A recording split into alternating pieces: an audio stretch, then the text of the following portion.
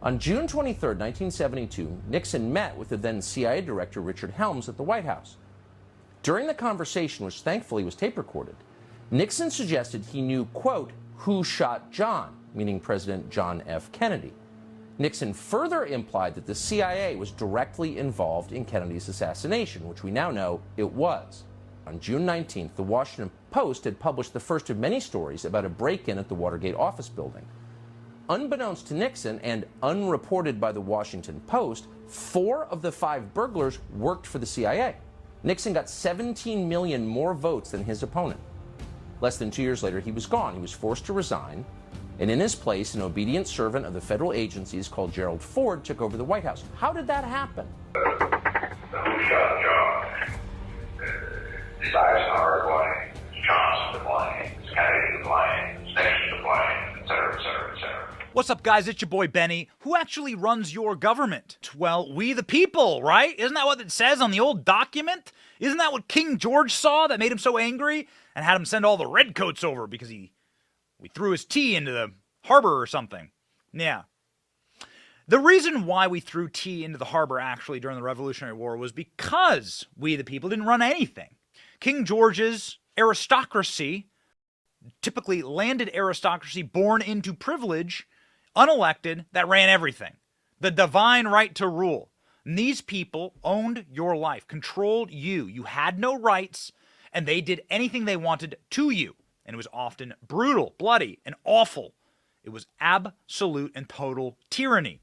And so taxation without representation became the calling card for the American Revolution because we were paying taxes and we had absolutely no say in anything that was happening. Fast forward to today. Do you have any say in what's going on? In fact, does your vote even matter? That's a great question.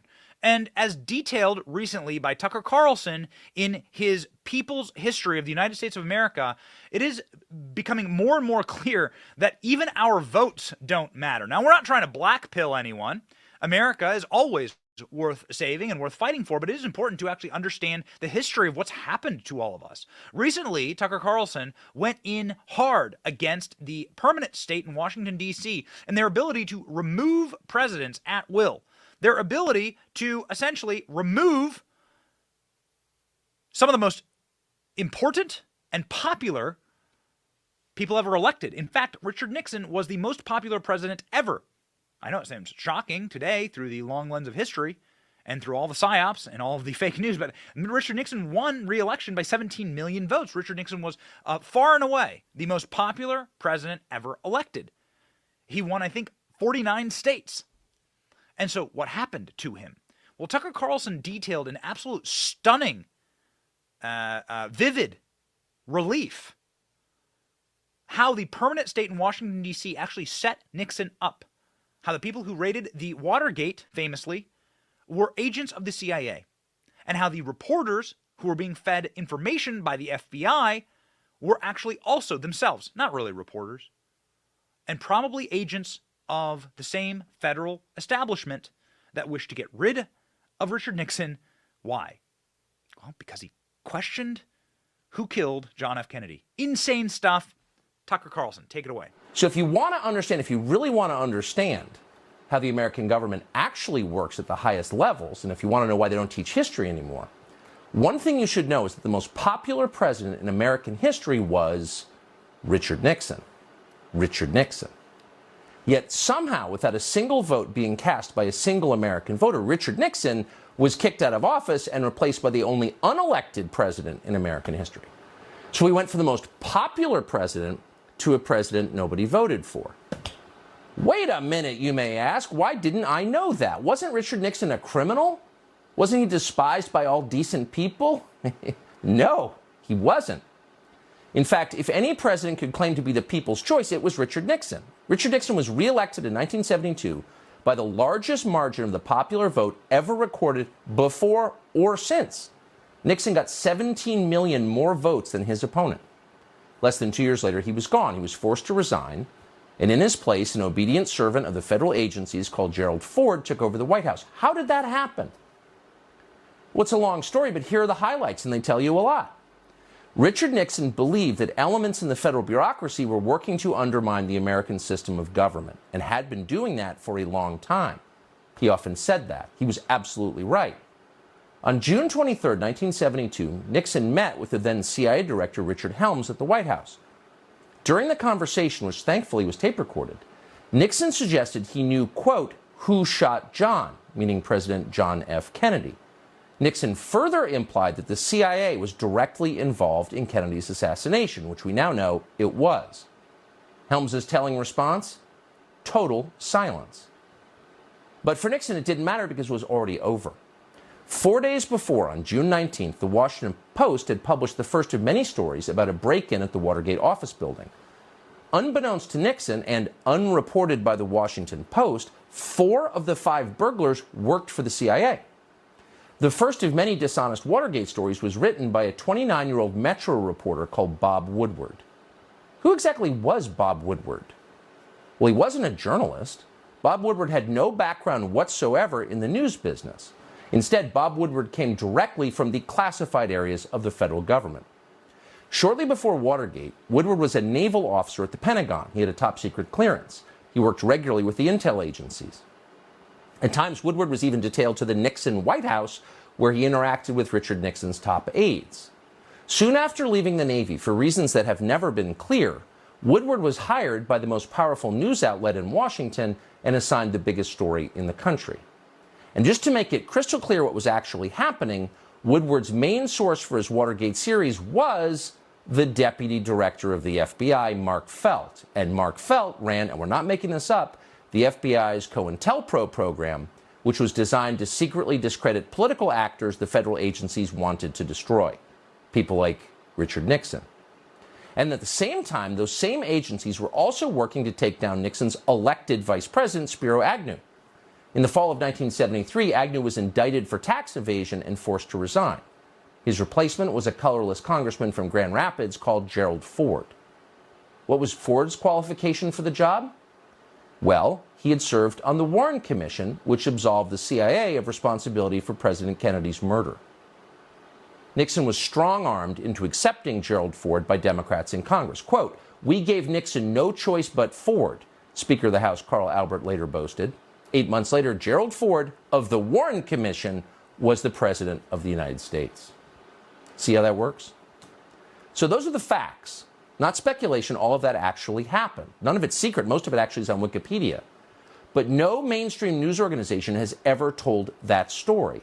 It's so obvious, yet it's intentionally ignored. And as a result, permanent Washington remains in charge of our political system. Unelected lifers in the federal agencies make the biggest decisions in American government and crush anyone who tries to rein them in. And in the process, our democracy becomes a joke.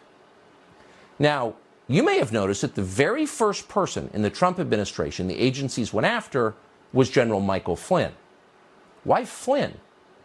Because Mike Flynn was a career Army intel officer who ran the Defense Intelligence Agency.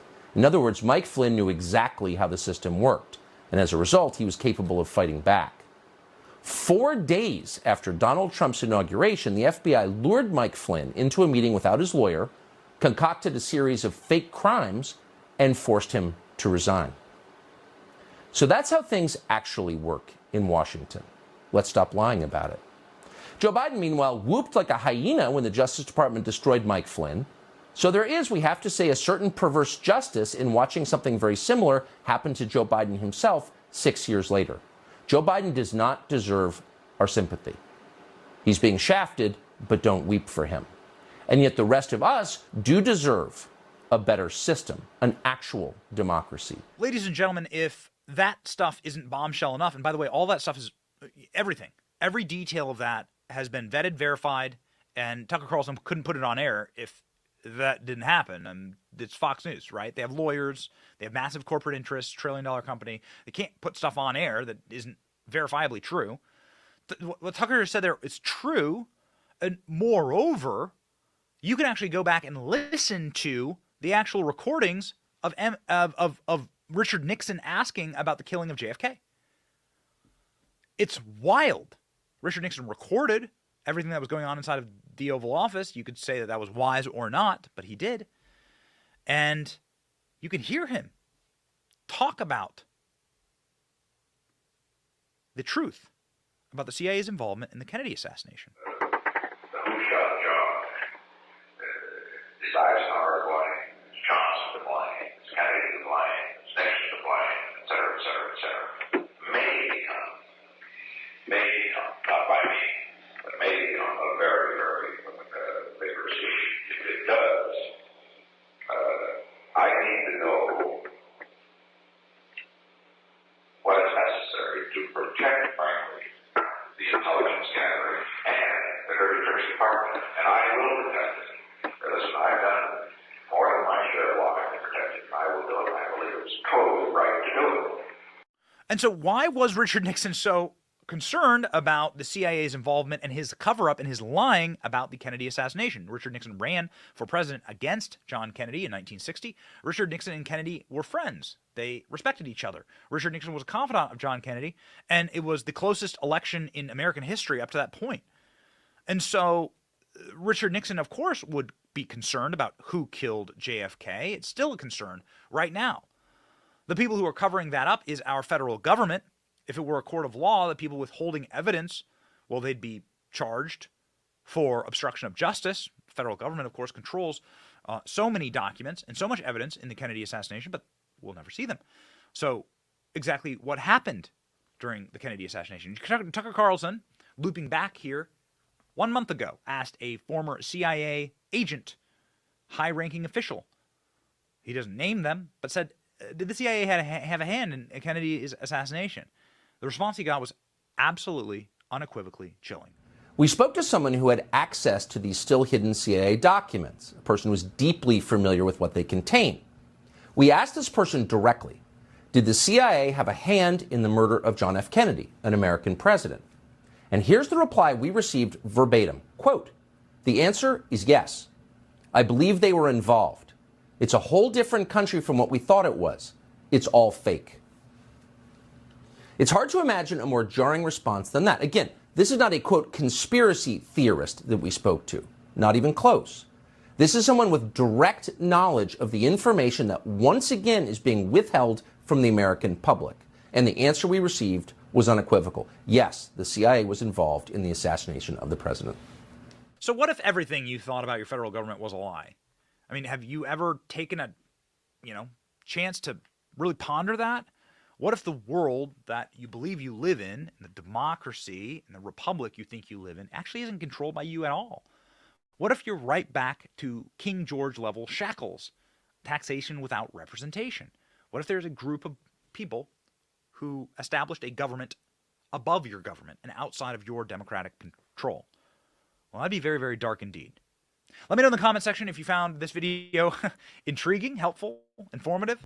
Let me know if you see something else that we should maybe be looking into, or at least bringing to light here. We have an audience. We want to serve you. We want to give you true information and just ask questions.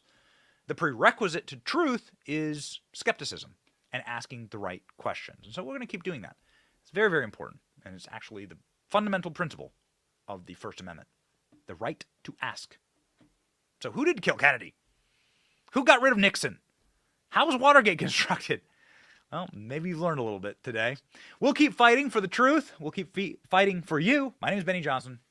A little special edition of The Benny Show. Thank you for watching. Our channel is here to meme the libs until they cry and then to meme them crying. Their tears, they taste just like sweet, delicious ice cream. Salty, too.